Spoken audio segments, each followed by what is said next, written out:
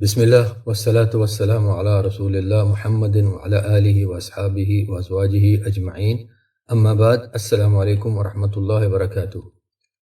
رمضان کا آخری عشرہ شروع ہو چکا ہے، جس میں لیلۃ القدر ہے، شب قدر کی رات نہیں، جیسا اکثر کچھ لوگ غلط کہتے ہیں، شب قدر کی رات، شب بھی کہہ دیا، رات بھی کہہ دیا۔ جیسے کہا جاتا ہے سنگ مرمر کا پتھر، آب زمزم کا پانی، تو شب قدر، قدر کی رات، وہ رات جس کے بارے میں اللہ سبحانہ و تعالیٰ نے بھی ہمیں یہ بتایا ہے کہ یہ رات 1000 مہینوں سے زیادہ بہتر ہے، اور اس رات میں قرآن شریف، قرآن پاک نازل فرمایا گیا۔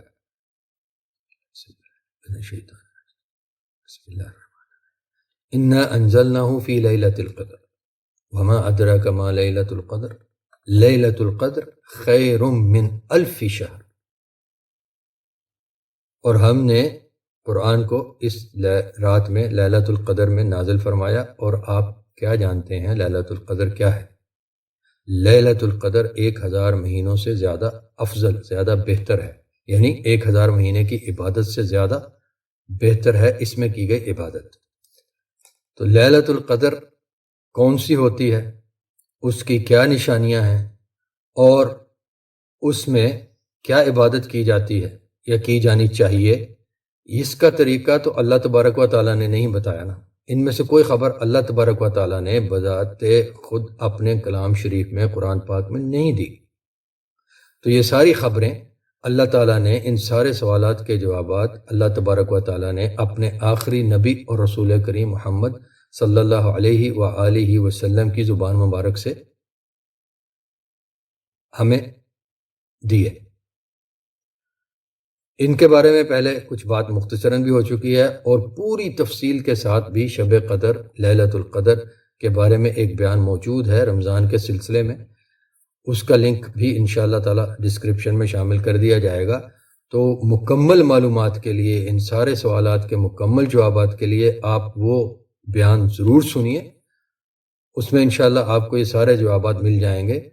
عمومی طور پہ جو ساری بات کا نچوڑ ہے، ساری روایات کا، ساری احادیث کا نچوڑ ہے، وہ یہ جس پہ اتفاق ہے تقریباً امت کے تمام ہی ائمہ کا اور تمام ہی مسالک کا، تمام ہی مذاہب کا، کہ لیلۃ القدر 27ویں کی رات ہے۔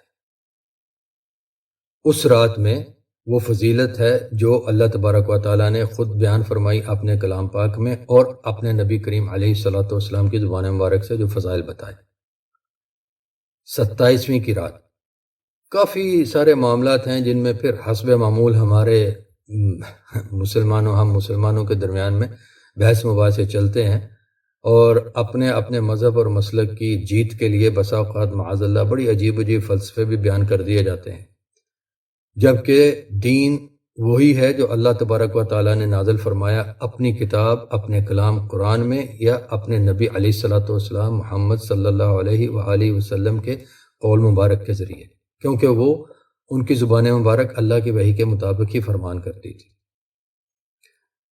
ان ساری باتوں کو سمجھنے کے لیے، یہ سوالات کے جوابات جاننے کے لیے آپ وہ بیان ضرور سنیے۔